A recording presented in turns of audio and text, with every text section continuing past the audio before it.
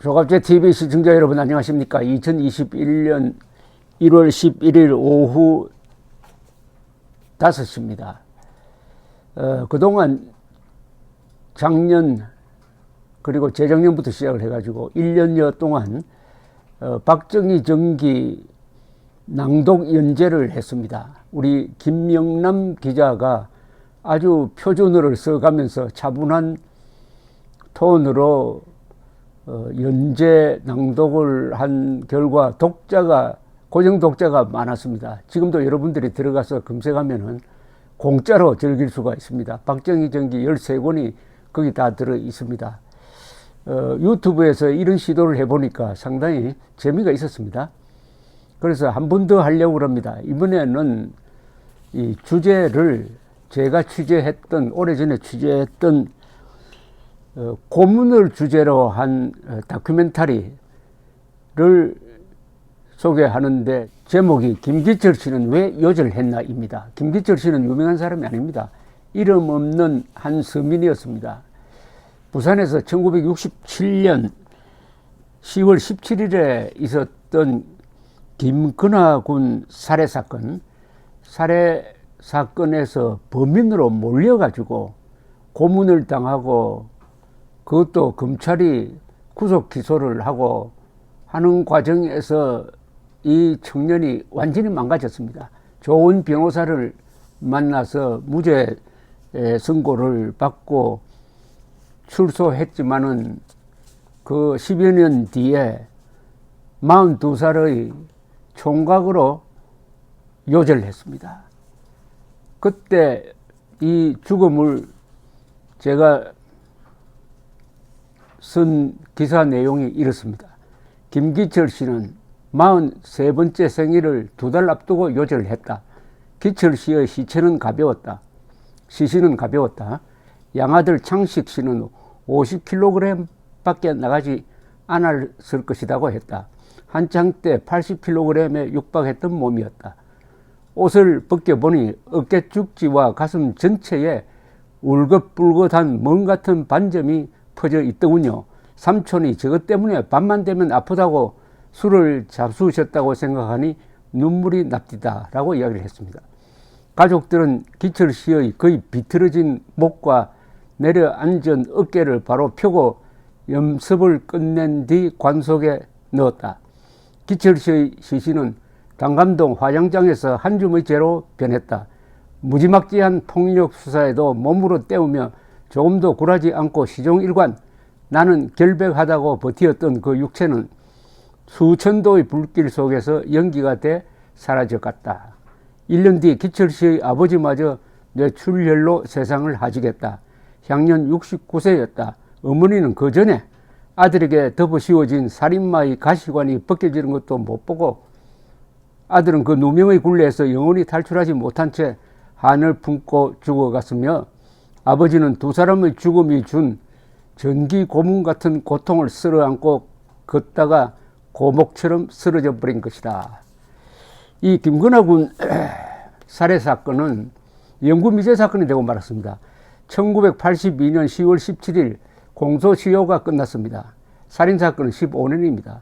이 범인이 지금 살아 있다고 하고 자백을 한다고 한들 처벌할 수가 없습니다. 문제는 경찰과 검찰이 수사를 하면서 2번이나 이 범인을 조작했다는 사실입니다.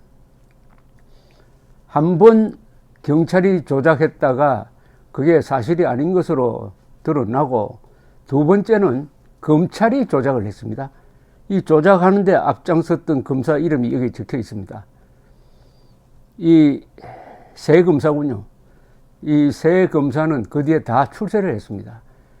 그러나 이들이 조작해서 만든 그 가짜 범인이죠. 가짜 범인의 생애는 어떻게 되었느냐. 그걸 주로 추적한 겁니다.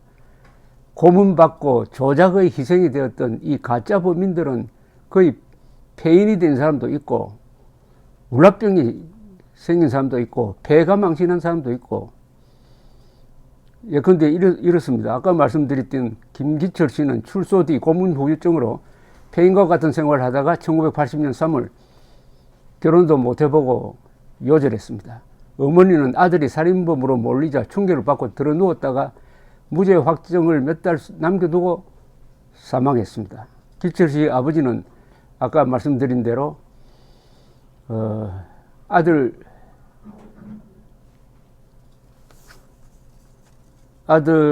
죽고 나서 한 2년 더 살다가 돌아가셨어요. 그리고 또 한 사람, 최형욱이라는 사람이 있는데, 이 사람은 이 피살된 김건아 씨의 친척이었는데, 이 또 범인으로 몰려가지고 고문을 받고 하다가 출소는 했지만은 이웃의 눈초리를 견디지 못하고 대구 서울로 옮겨 다니며 어려운 생활을 하고 있었습니다. 제가 취재를 하고 있을 때 그래 하였습니다. 또 살인범으로 조작된 정대범이라는 분은 용접공 생활을 하고 있었는데 후유증으로 몸이 성치 못하고 그의 어머니는 그 사건으로 심장병을 얻었고 할머니는 쇼크를 받고 일찍 죽어서 집안 살림이 몰락하고 말았습니다. 그리고 엉뚱하게도 교도관 4명이 또 공범이라고 해가지고 구속됐습니다. 이게 참 황당한 사건인데요. 그래서 이 사건이 매우 참 당사자로서는 참 끔찍한 사건인데 어쨌든 취재를 해보면은 흥미진진합니다. 근데 흥미진진한 게 이게 다른 사람의 피해를 딛고 흥미진진하니까 제가 흥미진진한 표현은 좀 못합니다만은 어쨌든 경찰과 검찰이 이 배경이 없는 서민을 범인으로 조작해 가는 과정이 적나라하게 여기 담겨 있습니다. 제가 1980년대 초에 마당이란 잡지에서 연재를 했을 때 요걸 읽어보고 그 유명한 시나리오 작가 수사반장의 시나리오 작가인 윤대성 씨가 이것을 신화 1900이라는 제목으로 연극을 만들었습니다. 실험극장에서 공연을 해가지고 상도 받고 한 연극입니다. 연극의 소재도 된 사건인데 이걸 왜 지금 이 시점에서 여러분들에게 소개를 해드리고 싶으냐 하면은 지난 한 40년 우리 한국 사회가 이룩한 위대한 경제 성장 민주주의 건설이 있는데 저는 고문 없는 나라를 만들었다는 거 이게 굉장히 중요하다고 생각합니다.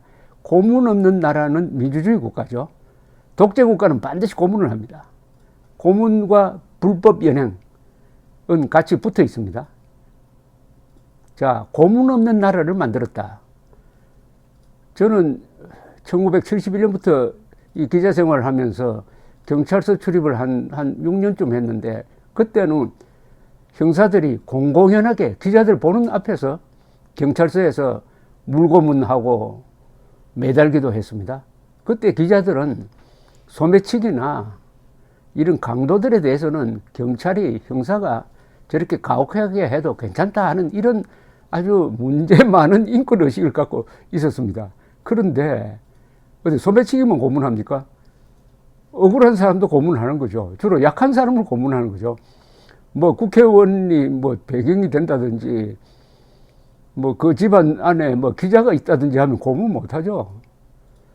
그러니까 고문의 피해자는 누구냐 하면은 주로 힘없는 사람 또는 당시에 시국 사건에 연루됐던 이런 박종철 군 고문 사건이 역사를 바꾸었습니다만은 이런 고문에 대한 느슨한 인권의식이 점점 민주화의 진행 속도에 맞춰가지고 개선이 되고 해서 이제는 경찰이나 검찰이나 어떤 수사기관도 고문을 못하는 나라를 만들었습니다. 그러나 이건 지금까지입니다. 앞으로 어떻게 될지 모르죠. 독재 정권이 들었으면 반드시 고문이 다시 옵니다. 경찰, 검찰은 옆에서 법원이나 언론이나 정치인이 통제하지 않으면은 그 속성상 가혹행위를 하고 싶어집니다. 요사이도 실질적인 가혹행위는 있는 것 아닙니까? 예컨대 별건 수사를 한다든지 그 본질과 관계없는 주변의 계좌를 뒤진다든지 사생활을 뒤진다든지 하는 거 이거 사실은 고문입니다. 어떻게 보면은 더 심각한 고문일 수도 있습니다. 이것까지 앞으로 정리를 해야 되는 하나의 과제를 넘겨놓고 있는 것입니다. 고문 없는 나라를 만드는데 저도 약간의 기여를 했습니다.